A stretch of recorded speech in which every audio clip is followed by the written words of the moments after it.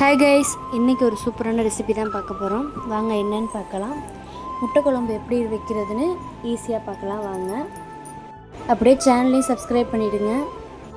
நம்மளோட சேனலை நிறைய பேர் பார்க்குறீங்க, ஆனால் சப்ஸ்கிரைப் பண்ண லைக் பண்ண மாட்டீங்க. இன்றைக்கி எத்தனை சப்ஸ்கிரைப் வருதுன்னு பார்க்கலாம். இதுக்கு தேவையான பொருள்: சின்ன வெங்காயம் ஒரு 15 எடுத்து பொரியாக நறுக்கி வச்சுருக்கேன், தக்காளி 2, கருவேப்பிலை 3, பச்சை மிளகாய் 15 பல்லு பூண்டு பொடியாக நறுக்கியிருக்கேன். மசாலா என்னென்னங்கிறத பார்த்துடலாம். குழம்புத்தூள், மஞ்சத்தூள், மிளகாத்தூள், ஜீரகத்தூள், மல்லித்தூள், ஒரு லெமன் சைஸ் புளி எடுத்திருக்கேன், ஊற போட்டிருக்கேன். கடை வச்சு எண்ணெய் ஊற்றி காஞ்சோன்னே பொடியாக நறுக்கின பூண்டை முதல்ல போட்டுக்கிறேன். அது கூடவே கருவேப்பிலை 3 பச்சை மிளகாய் போட்டு வதக்குறேன். வதங்கினோன்னே கட் பண்ணி வச்சுருக்க வெங்காயத்தை போட்டு அதோட வதக்குறேன். வெங்காயம் நல்ல கோல்டன் ப்ரௌன் நிறம் மாறினதுக்கப்புறம் தக்காளி சேர்த்து வதக்குறேன். தக்காளி நல்லா இதேமாரி நல்லா பேஸ்ட்டு ஸ்டேஜுக்கு வந்தோடனே கரைச்சி வச்சுருக்க புளியை அதோட ஆட் பண்ணிக்கலாம்.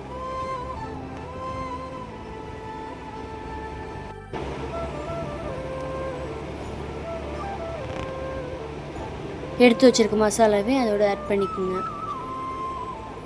நல்லா ஒரு 2 நிமிஷத்துக்கு அப்புறம் வாட்ரு சேர்த்துக்கலாம். நான் இதுக்கு 1.5 கப்பு தண்ணி சேர்த்துருக்கேன்.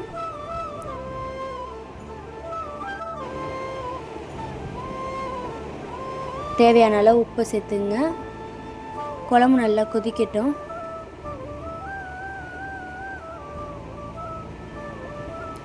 குழம்பு நல்லா கொதி வந்துடுச்சு. இதுக்கப்புறம் சிம்மில் வச்சு எடுத்து வச்சுருக்கிற முட்டையை பொறுமையாக அப்படியே அதில் உடச்சி ஊற்றிங்க. நான் இன்றைக்கி 5 முட்டை எடுத்திருக்கேன். ஒரு முட்டைக்கும் கேப்பு விட்டு உடச்சி ஊற்றிங்க. எனக்கு முட்டை உடைக்க தெரியாது, இதேமாரி ஊற்ற தெரியாது அப்படிங்கிறவங்க ஒரு பவுலில் உடச்சி எடுத்துக்கிட்டு இதேமாரி பொறுமையாக போட்டுருங்க. அதில் சிம்மிலே வேகட்டும். ஒரு 15 நிமிஷம் வெந்தால் போதும். நம்மளோட சூப்பரான முட்டை குழம்பு ரெடி.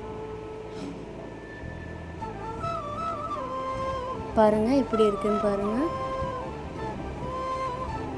மறக்காமல் சப்ஸ்கிரைப் பண்ணுங்கள். தேங்க்யூ.